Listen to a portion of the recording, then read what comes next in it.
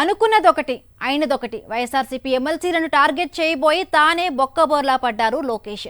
వైఎస్ఆర్సీపీ ఎమ్మెల్సీలు అడిగిన ప్రశ్నలకు సమాధానం చెప్పలేక ఖంగుతిన్నారు. గవర్నర్ ప్రసంగానికి ధన్యవాదం తీర్మానంపై జరిగిన చర్చలు అసలు వాస్తవాలు ఒప్పేసుకున్నాడు లోకేష్. లోకేష్ తీరుతో ఇరకాటంలో పడ్డామని టీడీపీ ఎమ్మెల్సీలే చర్చించుకుంటున్నారు. ఎరక్కపోయి ఇరుక్కున్నామని తలలు పట్టుకుంటున్నారు. బడ్జెట్ సమావేశాల సందర్భంగా ఉభయ సభలను ఉద్దేశించి గవర్నర్ ప్రసంగంలో ప్రభుత్వం రాసిచ్చిన స్క్రిప్ట్ను అక్షరం పొల్లుపోకుండా చదివారు గవర్నర్. అయితే గవర్నర్ ప్రసంగానికి ధన్యవాదాలు చెప్పే ఘట్టం అసెంబ్లీలో చప్పగా సాగినా మండలిలో మాత్రం కాక రాజేసింది. ఈ చర్చ సందర్భంగా అనేక అంశాల్లో మంత్రి లోకేష్ నిజాలు ఒప్పుకోవాల్సి వచ్చింది. వైఎస్ఆర్సీపీ ఎమ్మెల్సీలు పేల్చిన ప్రశ్నల తూటాలకు లోకేష్ నోటి వెంట నిజాలు బయటపడ్డాయి. కూటమి ప్రభుత్వం అధికారంలోకి వచ్చిన తరువాత రాష్ట్రానికి పెట్టుబడుల వరద పోటెత్తిందని, 6 లక్షల కోట్లపైనే పెట్టుబడులు తీసుకువచ్చామని, ఈ పెట్టుబడుల కారణంగా 4 లక్షల మందికి ఉపాధి కల్పించామని చంద్రబాబు, లోకేష్, ఇతర కూటమి నేతలు పదే పదే చెప్పుకొచ్చారు. ఇదే అంశాన్ని నిన్న గవర్నర్ ప్రసంగంలో గవర్నర్ చదివాడు. అయితే ఈ అంశంపై వైసీపీ ఎమ్మెల్సీ వరదు కళ్యాణి అడిగిన ప్రశ్నకు ఏం సమాధానం చెప్పాలో తెలియని పరిస్థితి లోకేష్ లో కనిపించింది. ఉద్యోగాల కోసం గవర్నర్ గారు చెప్పారు అధ్యక్ష, 9 నెలల్లో 4 లక్షల మంది యువతకు ఉద్యోగాలు ఇచ్చేసామని చెప్పారు అధ్యక్ష. ఎందుకంటే కల్పించబడినవి అన్నారు. అసలు ఏ శాఖలో కల్పించారు, ఏ కంపెనీలో ఇచ్చారు, ఎక్కడ ఇచ్చారో తెలియజేయాల్సిందిగా అడుగుతున్నాను అధ్యక్ష. ఇచ్చామని ఎక్కడ చెప్పాం మేడం? మేము ఇచ్చామని చెప్పలేదు మేడం. 4 లక్షల ఉద్యోగాలు ఇచ్చాము అని చెప్పలేదు. 4 లక్షల ఉద్యోగాలు ఇచ్చాము అని చెప్పలేదు. నూతనంగా వీసీలను రాష్ట్ర ప్రభుత్వం నియమించింది. అయితే గత వీసీలపై ఒత్తిడి తీసుకువచ్చి రాజీనామాను చేయించారని మండలిలో వైఎస్ఆర్సీపీ ఎమ్మెల్సీలు ప్రశ్నించారు. దీనికి స్పందించిన మంత్రి లోకేష్ ఆధారాలు ఉంటే ఇవ్వాలని మాట్లాడారు.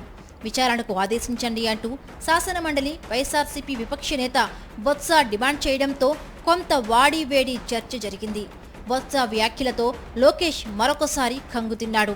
ఉన్నత విద్యామండలి అధికారులు తమకు కాల్ చేసి రాజీనామా చేయాలని డిమాండ్ చేయడం వాస్తవం కాదా? లేఖల్లో వీసీలు మెన్షన్ చేశారు అని చెప్పిన వెంటనే లోకేష్ నేను లేఖలు చూడాలి అంటూ మాట మార్చడం రాష్ట్ర ప్రజలు గమనించారు. వేరే గవర్నమెంట్ రాగానే యూనివర్సిటీ వైస్ ఛాన్సలర్స్ మూకుమ్మడిగా రాజీనామాలు చేసినటువంటి పరిస్థితి ఎక్కడ లేదు అధ్యక్ష. ఇది ఆంధ్ర రాష్ట్రంలో జరిగింది. 19 మంది వైస్ ఛాన్సలర్లు ఉంటే 17 మంది రాజీనామాలు. దీని మీద జ్యుడిషియల్ ఎంక్వైరీ అధ్యక్ష. బెదిరించారు వైస్ ఛాన్సలర్స్ ని, అందుకే రాజీనామా చేశారు అని స్టేట్మెంట్ చేశారు. I'm challenging him. Even now I'm standing by my word. నేను ఛాలెంజ్ చేస్తున్నాను, నిరూపించమనండి. బట్ ఒకేసారి ముక్కుమ్మడిగా ఏ ప్రభుత్వం చేయలేదన్నారు. మీరు వచ్చి ఎవరు చేశారు దౌర్జన్యంగా అంటారు. ఓ పని చేయమనండి అధ్యక్ష. నిజంగా ఉంటే ప్రభుత్వానికి నిజంగా గౌరవ మంత్రి గారికి ఆయన శాఖే కాబట్టి దాన్ని ఎంక్వైరీ చేయండి. ఎంక్వైరీ చేయండి, ఎంక్వైరీ చేయండి. దాన్ని నిరూపిస్తాం. మిమ్మల్ని అడగండి, నిరూపిస్తాం. ఎంక్వైరీ చేయమని సార్, దయచేసి ఎంక్వైరీ చేయమని చెప్పండి సార్. అయితే వీసీలు రాసిన రాజీనామా లేఖలను వైఎస్ఆర్సీపీ ట్విట్టర్ ద్వారా విడుదల చేసింది.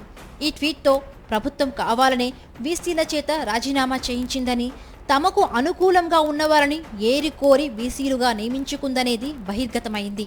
గవర్నర్ ప్రసంగం సందర్భంగా ప్రత్యేక హోదా అంశంపై కూడా లోకేష్ స్పందించారు. కేంద్ర ప్రభుత్వం టీడీపీ, జనసేనపై ఆధారపడి ఉన్న ప్రత్యేక హోదా సాధించలేదన్న వరదు కళ్యాణి వ్యాఖ్యల పట్ల మంత్రి నారా లోకేష్ మళ్లీ అభ్యంతరం తెలిపారు.